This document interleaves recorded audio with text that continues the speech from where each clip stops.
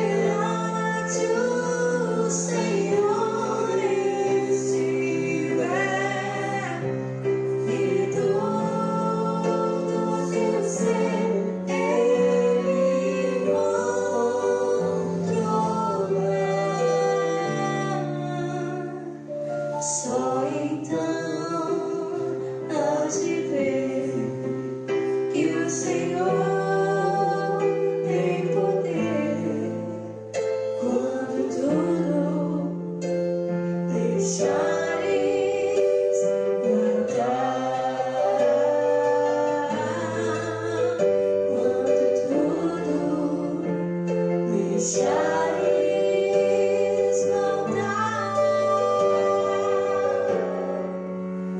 quando tudo deixares voltar. Glória a Deus. Esse hino é um clássico do gospel, né? Não gosto que naquela época que o autor fez esse hino, essa expressão não era comum no Brasil, né? Então, mas é um clássico da música sacra. Acho que fica bem assim.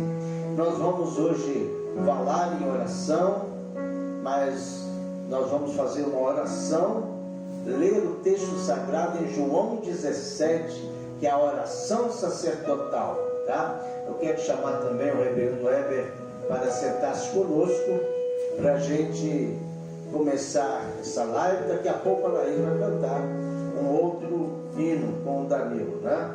Senhor Deus Todo-Poderoso, mais uma vez agradecidos estamos, Pai, agradecidos porque Tu estás presente, agradecidos porque Tu és o Deus que cuida de nós, a despeito dos momentos difíceis que passamos, das circunstâncias, das mudanças que existem no mundo, no nosso Brasil. Senhor, essa pandemia, a despeito disso tudo, nós temos paz no coração, porque, Senhor, nós temos orado como Davi, perguntado: por que estás abatido, a minha alma? Por que te perturbas dentro de mim?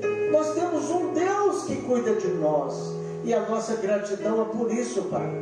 Continue com as Tuas mãos sobre as nossas famílias, sobre a nossa Teresópolis, sobre o nosso estado, o nosso Brasil, o nosso presidente, sobre as igrejas, os pastores, sobretudo a nossa congregação. Obrigado por tudo, Pai, em nome de Jesus, amém. Vamos ler a palavra de Deus. E eu gosto esse hino. Para mim é outro clássico que você está dedilhando, né? Nós vamos cantar depois, se for possível, este hino. Abramos então João 17.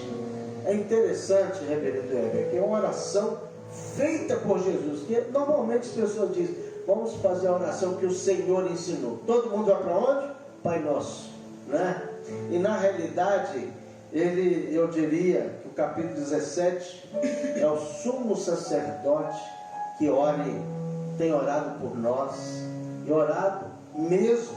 Ele diz assim: tendo Jesus falado essas coisas, ele está falando das palavras de despedida, estava no momento que ele ia ser crucificado, ser assunto aos céus, ia ressuscitar, aqueles momentos finais, né?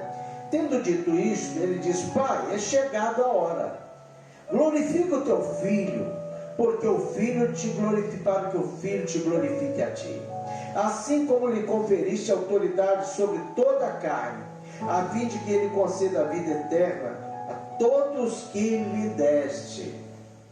E a vida eterna é esta: que te conheçam a ti, o único Deus verdadeiro, a Jesus Cristo a quem enviaste. Eu te glorifiquei na terra, consumando a obra que me confiaste para fazer. E agora glorifica-me, ó Pai, contigo mesmo, com a glória que eu tive junto de ti, antes que houvesse mundo. Manifestei o teu nome aos homens que me deste do mundo. Eram teus, tu nos confiaste, e eles têm guardado a tua palavra. Agora eles reconhecem que todas as coisas que me tens dado provêm de ti. E disse mais: porque eu lhes tenho transmitido as palavras que me deste, e eles a receberam, e verdadeiramente conhecem que saí de ti, e creram que tu me enviastes. E é por eles que eu rogo, não rogo pelo mundo, mas por aqueles que me destes, porque são teus. Ora, todas as minhas coisas são tuas, e as tuas coisas são minhas, e neles eu sou glorificado. Já não estou no mundo, mas eles continuam no mundo, ao passo que eu vou para junto de ti. Pai Santo, guarda-os em teu nome, que me destes, para que eles sejam um, assim como nós. Quando eu estava com eles, guardava-os o teu nome, que me destes, e protegi-os. E nenhum deles se perdeu, exceto o filho da perdição, para que se cumprisse as Escrituras, ou a Escritura.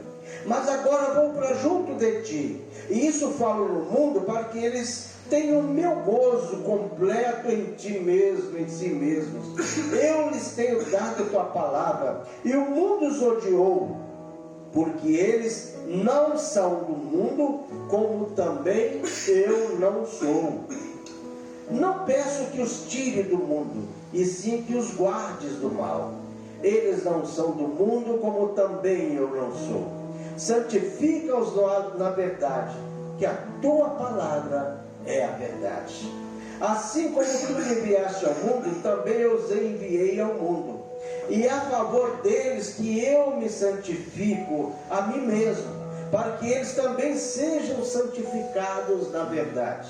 Não rogo somente por esses, mas também por aqueles que vierem a crer em mim, por intermédio da sua palavra, a fim de que todos sejam um, e como és tu, ó Pai, em mim e eu em ti, também sejam eles em nós, para que o mundo creia que tu me enviastes.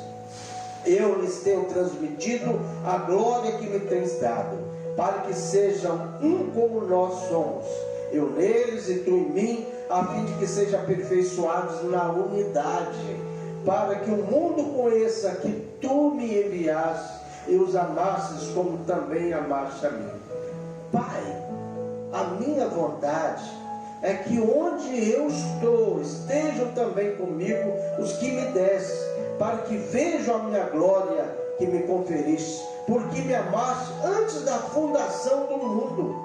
Pai justo, o mundo não te conheceu, eu, porém, te conheci também. Esses compreenderam que tu me enviaste. Eu lhes fiz conhecer o teu nome, e ainda o farei conhecer, a fim de que o amor com que me amaste esteja neles, e eu neles esteja. Amém? É maravilhosa essa oração, né? E é interessante a gente ter o privilégio. Às vezes a gente pergunta assim: olha, ore por mim, meu irmão, ore por mim, minha irmã.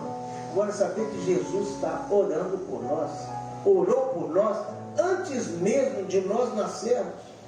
Há 2000 anos atrás ele já tinha feito a oração por cada um de nós, né? Então hoje nós vamos pedir ao reverendo Heber aí que fale um pouquinho dessa oração sacerdotal, este sacerdote por excelência, orando pela igreja, pelos seus. O que você diz quando ele diz: Pai, é chegada a hora?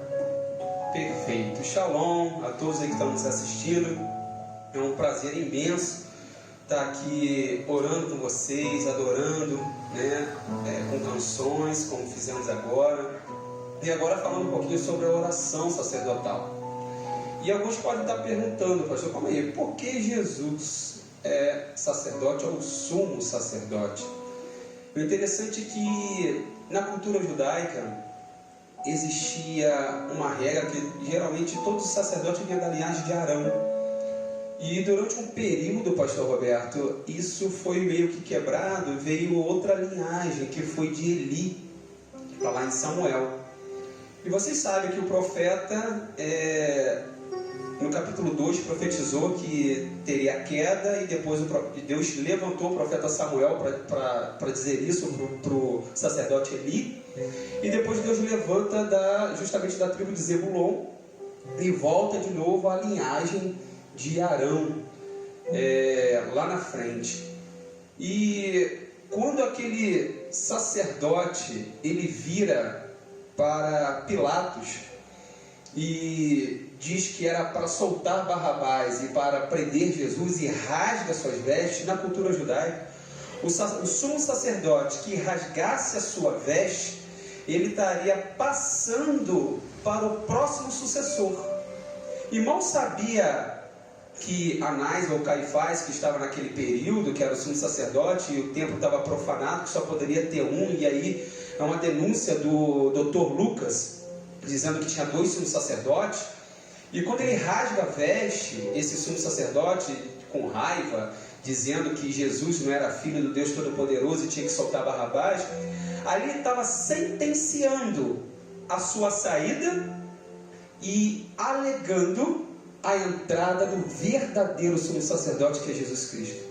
Então, é só para contar essa curiosidade, a história, porque Jesus era o nosso sumo sacerdote. Claro, isso é só um detalhe, mas ele sempre foi e sempre será o sumo sacerdote, porque o sumo sacerdote é apenas um paralelo simbólico, porque o sumo sacerdote é que levava as orações para Deus. E na verdade, Jesus é o nosso sumo sacerdote, é que intercede por nós. E o Espírito Santo intercede com gemidos inexprimíveis para o próprio Cristo. E essa oração aqui é uma oração poderosa. Uma oração que ele vai antes da fundação do mundo. Uma oração que ele não ora para todo mundo. E, irmãos, isso aqui é muito interessante até mesmo para nós aqui, membros da congregação, e todos que estão nos ouvindo. Deus, Jesus Cristo, aqui em forma de Filho do Homem, ele não estava orando para todo mundo. Ele estava orando para aqueles que o Pai o enviou. Isso o pastor vai discutir daqui a pouco. Mas a oração sacerdotal é porque ele está orando pela igreja. Olha que interessante. O foco de Jesus Cristo sempre foi a igreja invisível. Que nem eu e nem você que está nos assistindo sabemos quem é. Nem o pastor Roberto. É a igreja invisível. Por isso que ele fala, ide por todo mundo. Na verdade é o gerúndio no original, no grego. Indo por todo mundo e pregai o que? O Evangelho de Cristo. Para quê? Para que o Senhor, na sua graça, na sua benevolência, no seu amor insondável, possa vir a salvar aqueles que Ele deseja. Então essa oração, o foco é para a igreja do Senhor. E ele fala sobre a glorificação, que nós vamos falar um pouquinho mais para frente. É interessante quando ele diz, é chegada a hora. Quando você disse muito bem, ele ora antes da fundação do mundo, ele faz alusão a isso. Para Deus não tem o tempo. Quando ele fala chegada a hora, é claro que fala da morte dele, Cronos, né? Da morte, mas ao mesmo tempo já é um termo escatológico, plenitude dos né? De plenitude, quando chegada a hora. Então nós hoje precisamos ter este conceito. A hora está chegando. As profecias estão se cumprindo. Então, e Deus percebe isso, independente do tempo, né? Ele é esse onipresente. Então ele diz, é chegado a hora, glorifica o teu filho para que o filho glorifique a ti. Agora, quando ele diz aqui no versículo 2, assim como lhe conferiste autoridade sobre toda a carne, a fim de que te conceda a vida eterna a todos o que lhe deste. Ele vai repetir em vários lugares, nós vamos pontuar aqui, o que lhe deste, o que me deste. Perfeito. Né? E a eternidade não é só céu, né, pastor? A eternidade é só no céu? Não. Não, está no próximo versículo. Isso. A eternidade, quer dizer, a vida eterna é esta. Qual? Que conheçam a ti só, por único Deus verdadeiro, e a Jesus Cristo, a quem enviaste. Em outras palavras, a eternidade começa aqui. Começa aqui. Começa quando a pessoa tem um encontro real com Jesus, né? Então, por isso ele disse em João 8,32, e com esse é o versículo bolsonarístico, não, tem gente falando, esse é do Bolsonaro, não, esse é de Jesus, da palavra de Deus, e conhecereis a verdade, e ela vos libertará. Então, por exemplo, a eternidade, quando você conhece essa verdade, tem um novo nascimento em Cristo Jesus. Então, é uma oração também, que eu falo que é escatológica, e ao mesmo tempo soteriológica. Perfeito, porque ela fala de eternidade presente e eternidade futura. Porque quem vive essa eternidade conhecendo Deus Pai e Deus Filho, ele está dizendo, você vive pleno nele, porque se Jesus, quando ele fala, não sois mais vós que vives, né? Não é você mais que caminha sozinho, mas Cristo vive em vós, em mim. Se Cristo vive em mim, Cristo é eterno. Então significa que a eternidade habita em mim. E quando habita em mim essa eternidade, eu vivo já experimentando a eternidade nessa fase, nesse cronos. E claro que automaticamente, em breve, quando Ele voltar para nos levar, vamos dar continuidade a essa eternidade, claro, agora com o corpo glorificado. E é interessante que essa oração, hoje nós não esgotaríamos, né? E quem quiser perguntar, né, pastor? Pode perguntar, que a Laís vai levantar a mão ali e a gente vai tentar explicitar para você. Entra aí, dá o seu like sim, pergunta. Isso. Agora preste bem atenção. Olha como é bom a gente saber. Por que Deus ora por nós e clama por nós? Você citou aí Romanos, né, como o Espírito com gemidos inexprimíveis, que nós somos frágeis e temos uma missão. É interessante. E não sabemos orar. Fora isso. E ele diz, porque tem uma missão, essa missão é tão nobre, tão nobre.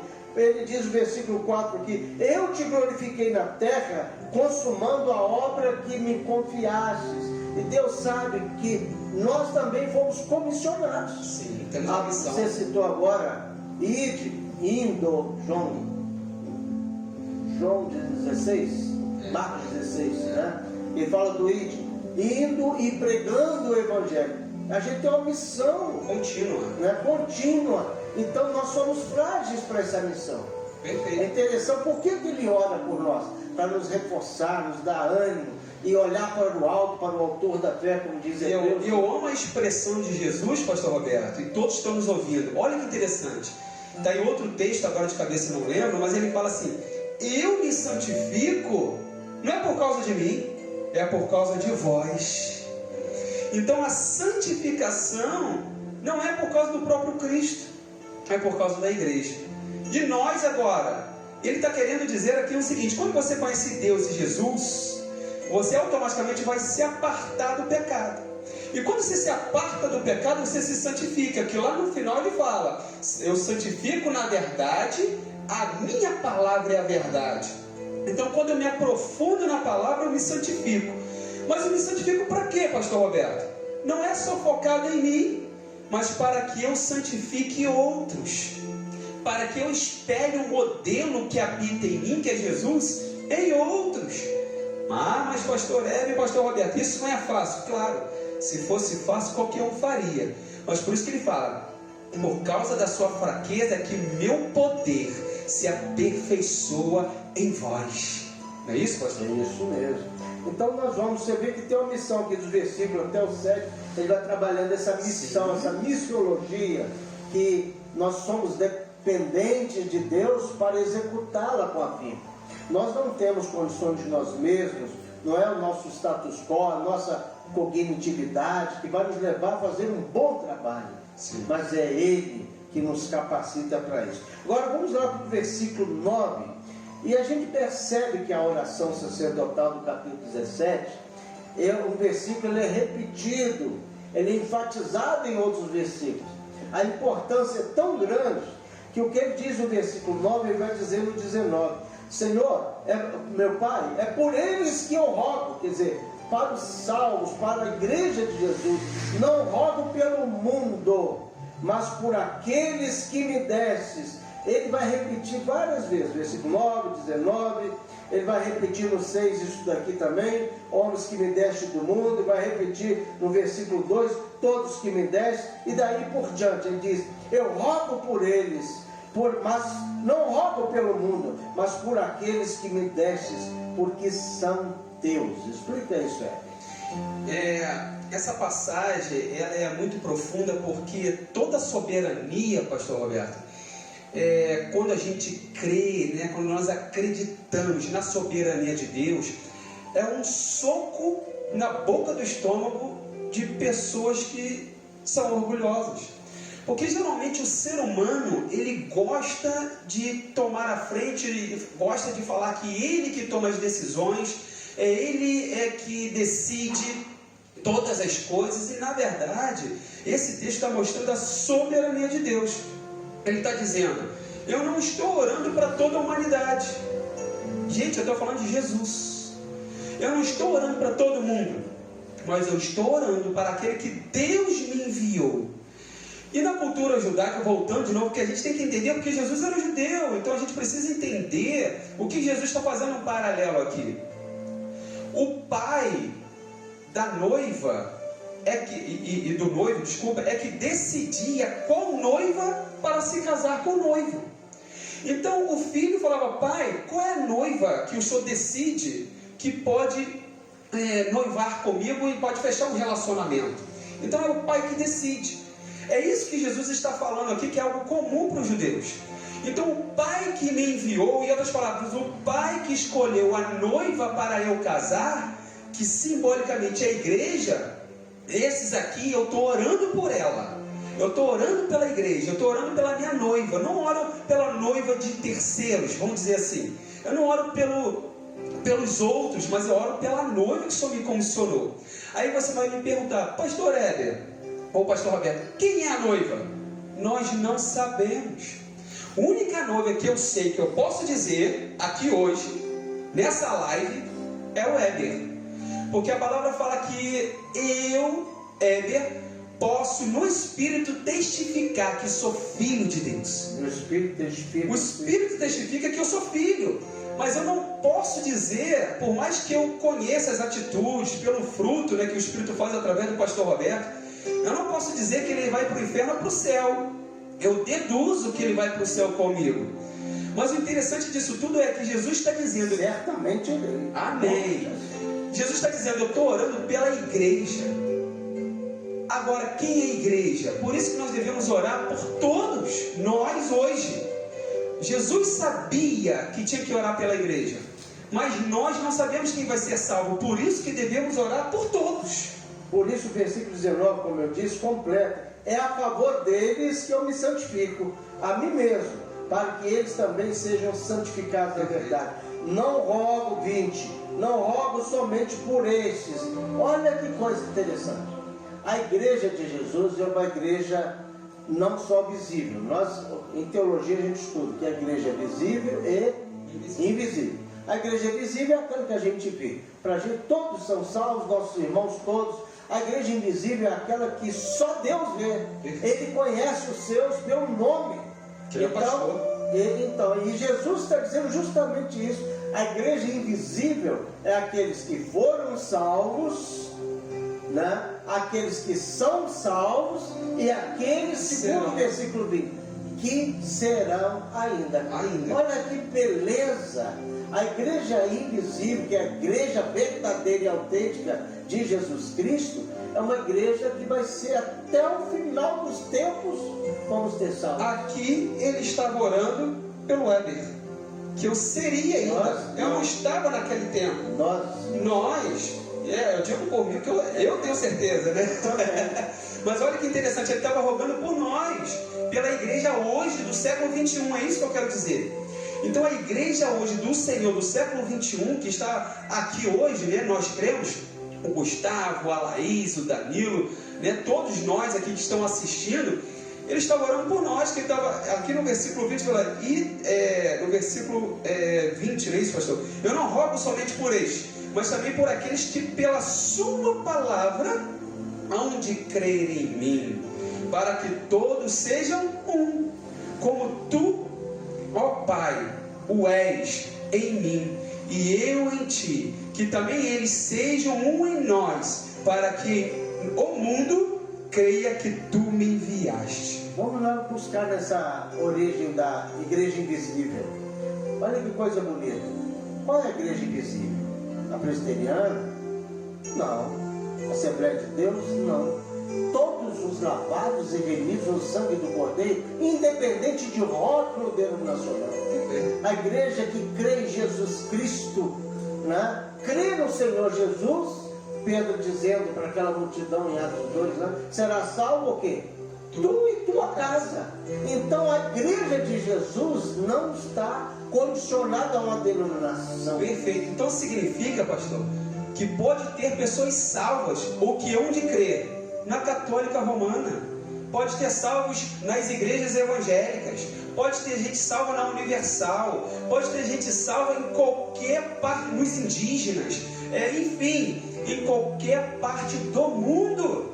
A gente não pode enclausurar ou a gente colocar na caixinha de sapato a salvação segundo a nossa ótica. O Deus da minha denominação. O Deus é aqui nessa igreja tem gente salva, só aqui. Não, tem gente salva até os confins da terra. Agora é interessante, qual a finalidade dessa oração? Olha só, em todo o texto, não dá para a gente ler todo o capítulo novamente, tem uma finalidade, para que eles tenham koinonia, Seja um. para que sejam um. Nós não podemos nos dividir, e às vezes nós nos dividimos pelas ideologias eclesiásticas, ideologias, pontos de vista diferentes, né, teologicamente. Nada pode nos dividir. Podemos ter as nossas divergências, pensar diferente um do outro, mas em Cristo nós somos unidos. Então a verdadeira koinonia. Então eu peço por eles para que sejam um, Como eu sou com o Pai. com o Pai. Então é difícil nós convivermos e às vezes nós nos achamos melhores do que os outros, porque a minha denominação faz isso, faz aquilo, roda, me dá glória a Deus, pula. Meu irmão, pura bobagem. O que a palavra diz é o seguinte: em Jesus Cristo nós somos novas criaturas. Ainda que cada um tenha o seu estereótipo, né? Vai ser um arquétipo denominacional ou religioso, mas nós temos em Cristo essa unidade. Nós estamos chegando no final, mas eu quero agora deixar a parte polêmica. Qual é? Quando ele, segundo a minha ótica, o versículo 12, quando ele diz: 12. Quando eu estava com eles, guardava-os em nome que me deste, e protegi-os, e nenhum deles se perdeu. Quer dizer, eu tive cuidado. Quem é meu não se perde. Quem é do Senhor, ouve a voz do seu pastor, João 10, né? Mas exceto o filho da perdição. Como é que isso explica isso aí? Eu estava numa igreja lá no Rio de Janeiro, uma igreja muito grande, e certa vez numa escola dominical, e o pastor citou esse texto aqui e disse: se Judas não, aqui está falando de Judas, né? Se Judas não quisesse, ele não negaria Jesus. E é uma igreja tradicional, uma igreja bem antiga nesse bairro. E eu na saída eu disse: as escrituras podem mentir?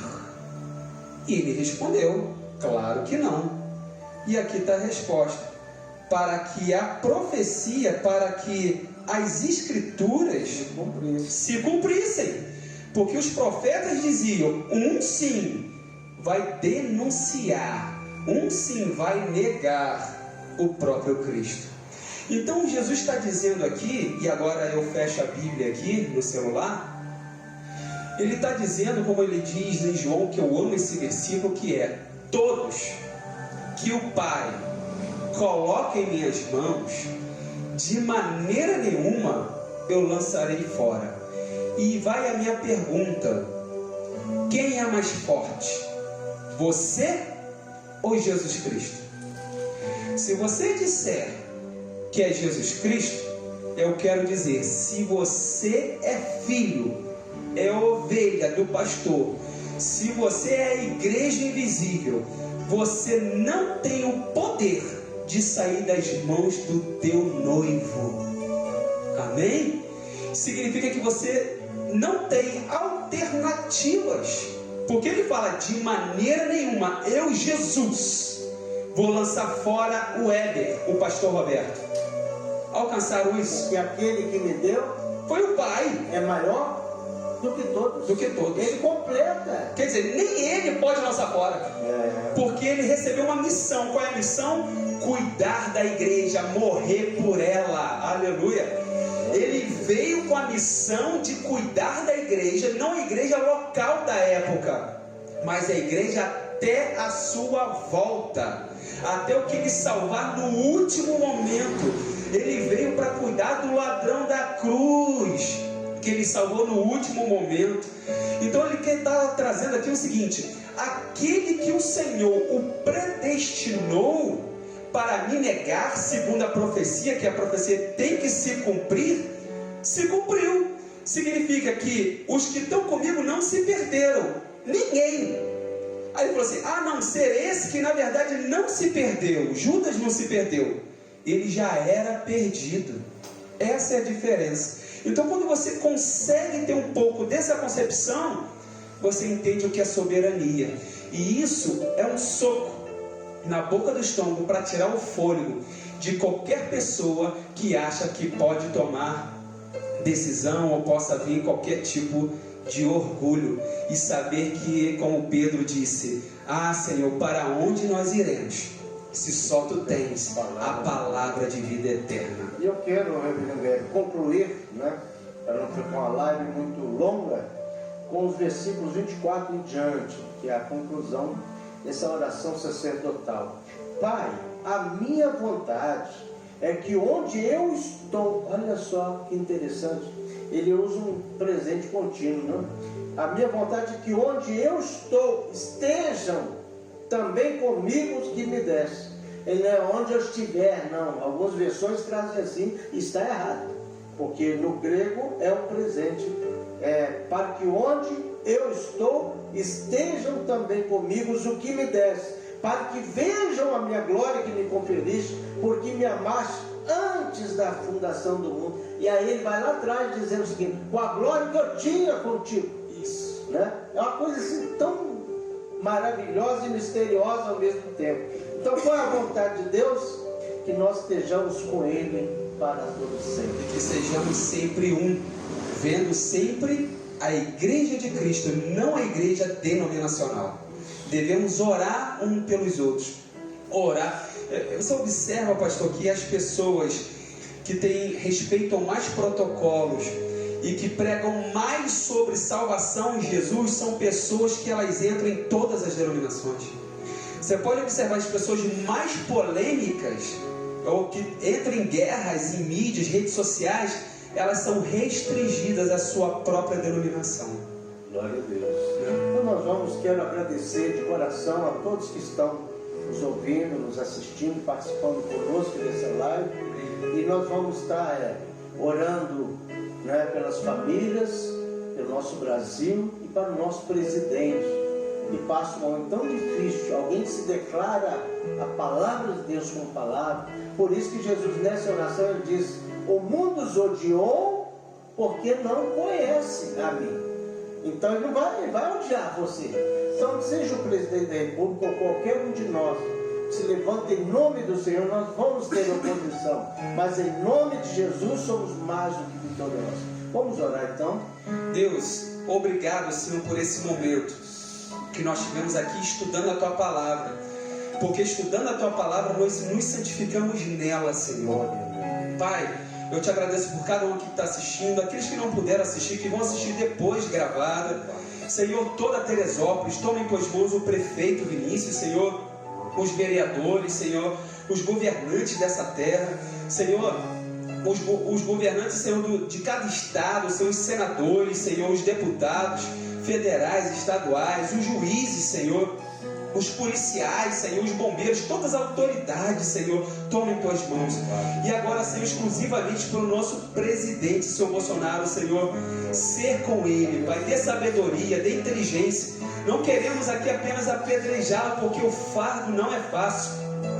Senhor, estar numa liderança não é fácil. Opiniões vão ter sempre, mas quando, Senhor, nós tomamos uma liderança, sabemos, Senhor, o peso que ela é. Seja eclesiástica como um pastor, seja, Senhor, dentro da sua casa, Senhor, seja uma liderança como um professor ou uma professora, não é fácil. Precisamos tomar decisões. Tome em Tuas mãos, Senhor, os líderes, Senhor, das empresas, Senhor. Que agora, Senhor, há um nível muito grande, Senhor, de suspensão, de desemprego. Ser, Senhor, com cada pessoa. Pai, eu Te rogo, Senhor, para que o Senhor sopra, Senhor, esse vento de enfermidade dessa doença aqui do Brasil e do mundo. Que possamos voltar, Senhor, às atividades normais. Nos ajude em nome de Jesus. Amém, Senhor. Amém. Vamos louvar a Deus como ex, e assim nós vamos receber a bênção do Senhor daqui a pouco, né? Esse hino também é um clássico do mundo gospel, da música sacra. Pense nesta letra. Ó Senhor, te louvarei, pois meu fôlego é tua vida e nunca me cansarei. Posso ouvir a tua voz, é mais doce do que o mel, que me tira desta cova e Aleluia. me leva até o céu. Já vi fogo e terremotos, vento forte que passou. Já vivi tantos perigos, mas tua voz me acalmou. Tu das ordens às estrelas e o mar os seus limites. Eu me sinto tão seguro no teu colo, ó Altíssimo. Não há vergonhos nem pontas que se fechem diante da tua voz. Não há doenças nem culpa que fiquem de pé diante de nós. E a tempestade se acalma na luz daquele que tudo criou, pois a palavra é pura, estudo para os que nele creem. Não há vergonhos nem pontas que se fechem diante da sua voz. Não há doenças nem culpas que fiquem de pé diante de nós. E a tempestade se acalma na voz daquele que tudo criou, pois sua palavra é pura, estudo E a para maravilhosa graça do Senhor Jesus Cristo, o amor insondável do Deus Pai, o Todo-Poderoso, a doce companhia do Espírito Santo, repousem sobre nós e o povo de Deus, hoje e sempre.